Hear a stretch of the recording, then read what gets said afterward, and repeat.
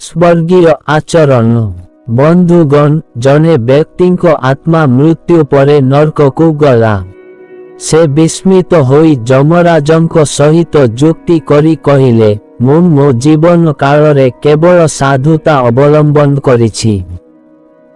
जीवन रे अंततः 15 थर रास्तारे पड़िथिबा सुना मोहर ओ अलंकार पाई केबे भी आत्मसात न करी दरिद्र मानंक सेवारे लगाइछि।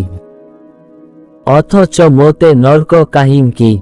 जमराज एहा शुणी कहिले, एई सबु कारणरु तुमर स्वर्गरे भी किछि क्षण काटिबार समझ अछि। एबे प्रथमे स्वर्ग जाई बुली आस। लोकटीर आत्मा भाविला, थरे मुन स्वर्ग को गले भगवानंकु सबु कथा कही न्याय पाइबी। जमराजंकु उचित विचार करी आसे।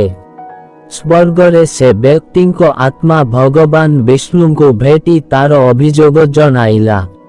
भगवान विष्णु सबु शुणी कहिले, तुम कथा ठीक, किंतु तुमे सबुदिन लागी स्वर्ग भोग करी पारिब नाही, कारण तुम ठारे स्वर्गीयता नाही।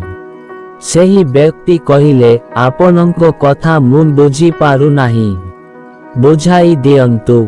भगवान जनंक आड़को देखाई कहिले, जहांको देखाइले से मर्त्ୟରେ थिला बेले थरटीए बाटरे सुना मोहरटीए पाई निजे व्यय न करी दरिद्र एवं नारायणंक सेवारे लगाइथिले।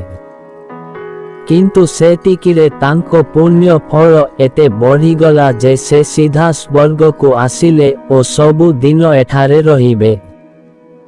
कारण से जेतेबेले ए कामटी कले, सेतिकी बेले तांकर एकमात्र पुत्र व्याधिग्रस्त होई मुमूर्षु अवस्थारे थिले। से अति दरिद्र थिले ओ घरे खाइबा लागी दाना मध्य न थिला। तेणु तांको आचरणरे एक स्वर्गीयपण आसीगला। तुमठारे सेभली किछि स्वर्गीय आचरण नाही। बंधुगण, भिडियोटी भल लागिले भिडियो को गोटिए लाइक एवं आमर सत्य गाइडर यूट्यूब चैनल को सब्सक्राइब करिबा को भूलिबेनी। धन्यवाद। जय श्री कृष्ण।